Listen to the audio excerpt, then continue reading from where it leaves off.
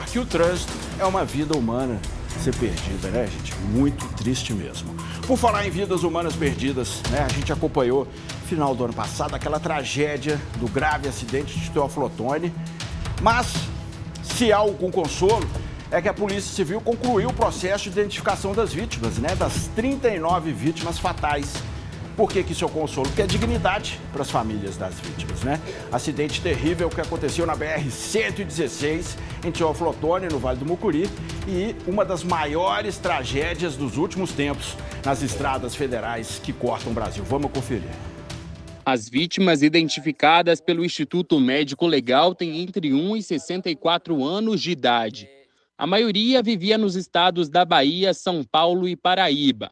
As 39 pessoas que morreram na batida estavam no ônibus que saiu de São Paulo e seguia para o interior baiano. O acidente, que envolveu ainda um carro e uma carreta, aconteceu na BR-116 em Teófilo Otoni, no Vale do Mucuri. Os sacos foram abertos e em exames mais minuciosos por especialistas da antropologia forense aqui do ML, observou-se que, na verdade, eram 46 casos entre corpos e segmentos.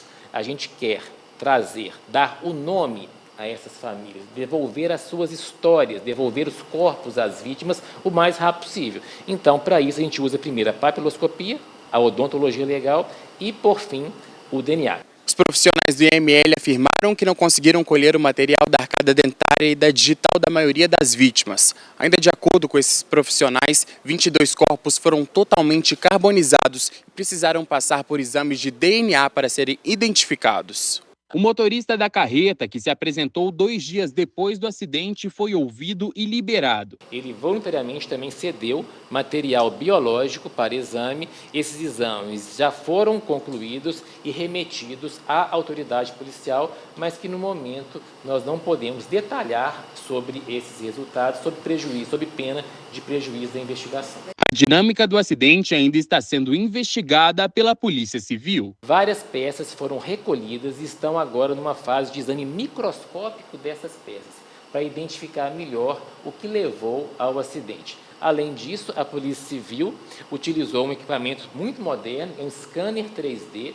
As imagens já foram coletadas no local para também auxiliar na identificação da dinâmica dos fatos.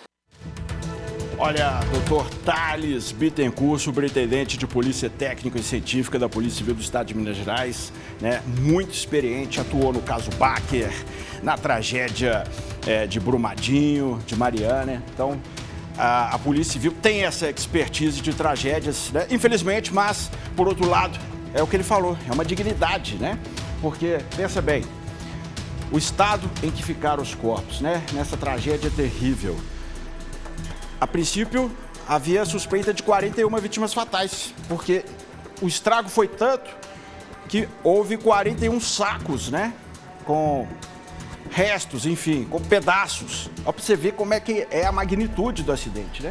E aí, depois, com os exames, DNA, arcada dentária, né, identidades digitais, a polícia, então, chegou ao número correto de 39 vítimas fatais nessa tragédia. Então, é um capítulo muito importante, porque essas 39 famílias tiveram a oportunidade de despedir das pessoas que amam.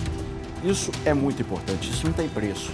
Agora, a dinâmica, como foi o acidente, essa investigação ainda continua, né? Na hora ali, a pedra de granito caiu da carreta, porque estava num peso superior ao permitido. Houve essa história do pneu do ônibus estourar, que algumas testemunhas acreditam terem visto. Então, tudo isso vai ser agora a investigação do acidente. As identidades já foram, né, comprovadas. Agora a investigação continua, né, dessa terrível tragédia, meus amigos. Gente!